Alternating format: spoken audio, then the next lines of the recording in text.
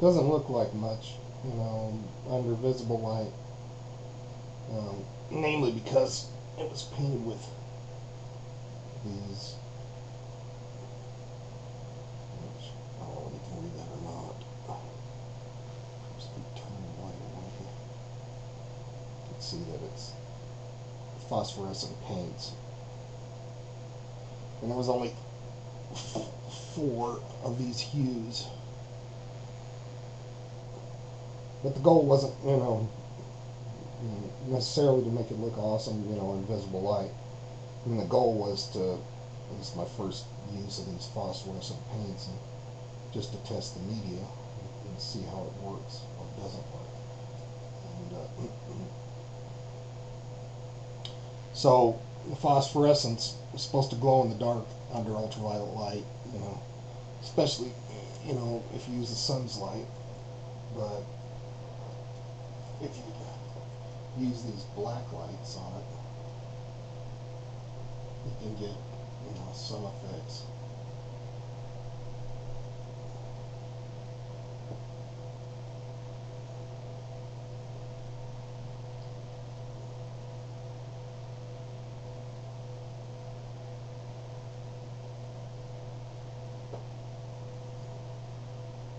I don't know if it's going to glow strongly enough to actually be registered by the camera with the lights completely off.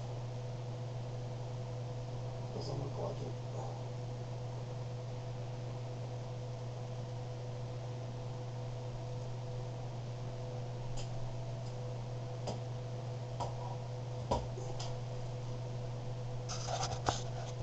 But it's supposed to.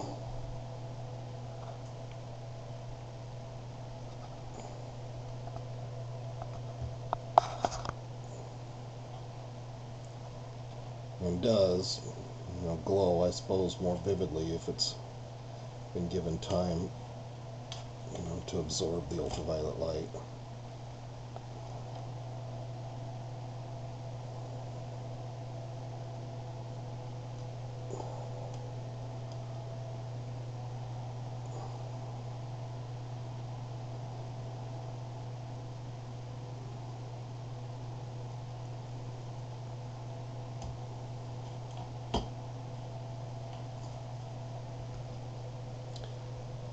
And so that's my first and probably only use of phosphorescent paints, simply because it doesn't allow you to get a full range of lighting and shading and hue variation in the composition. Contrasts and values are kept, for this type of media in a relatively narrow range. But, the painting's finished. And really the emphasis is on the fact that our Lord, the creator of the universe, is the resurrection and the life.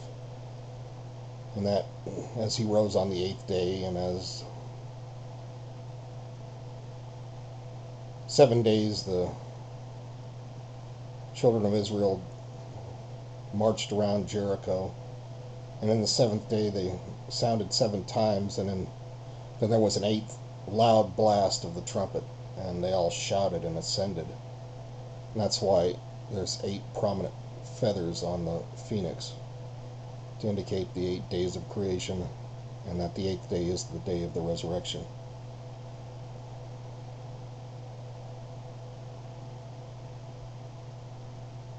It's also related to the Festival of Lights. It's all tied into, if you look at all the feasts, 7 days and yet an 8th, predominantly strewn through the scriptures to indicate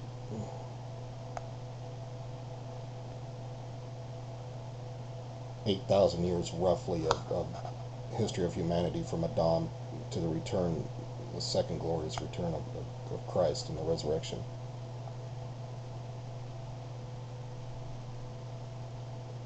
From the beginning, I should say.